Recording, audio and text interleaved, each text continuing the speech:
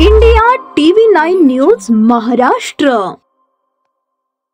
दक्षिण सोलापूर तालुक्यातील कासेगाव येथे मागील 2 दिवसांपासून होत असलेल्या अवकाळी पावसाच्या तडाख्यात शेतकऱ्यांचे मोठ्या प्रमाणात नुकसान झाल्याचे पाहायला मिळाले।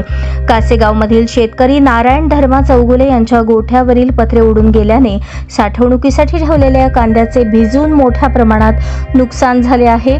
तर जनावरांचा बांधावयाचा गोठाही पडल्याने काही जनावरे कुठे बांधायची अशी अवस्था या भागातील शेतकऱ्यांची झाली आहे। गेल्या 15 दिवसांपासून या भागात अवकाळीचा मोठ्या प्रमाणात पाऊस पडतो आहे।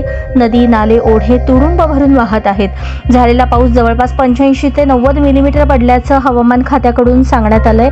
पाऊस एवढा मोठा होता की कासेगाव ते बिरोबा वस्ती आणि उळेगाव कासेगाव वडजी या रोडवरील वाहतूक पूर्णतः बंद होती। परिणामी अनेकांना आपली कामे थांबून गावातच वाट पाहत थांबावे लागले। याबाबत माहिती देताना नुकसानग्रस्त शेतकरी नारायण धर्मा चौगुले यांनी सांगितले की माझा उन्हाळी कांदा 80 ते 90 गोण्या नुकताच काढून मी पाऊस पाण्यापासून संरक्षण करण्यासाठी गाईच्या गोठ्यामध्ये टाकला होता, परंतु काल वादळी वाऱ्यासह आलेल्या पावसामुळे गोठ्याचा पूर्णपणे खांबादिशी उन्मळून पडून गेला। त्यामुळे संपूर्ण कांदा भिजून नुकसान झाले। एकतरी कांदा पिकास योग्य असा भाव नाही। गेल्या 15 दिवसापासून या परिसरात दररोज अवकाळीचा तडाखा बसत आहे।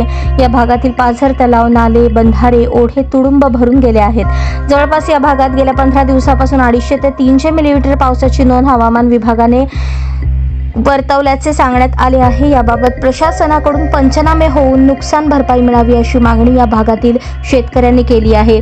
असे असले तरी अद्यापही प्रशासनाकडून कोणत्याच हालचाली झाल्या नसल्याचे दिसून येत आहे। कधी नव्हे एवढा मे महिन्यात वरुण राजा दररोजच बरसत असल्याने शेतकऱ्यांची मात्र तारांबळ होताना दिसते आहे।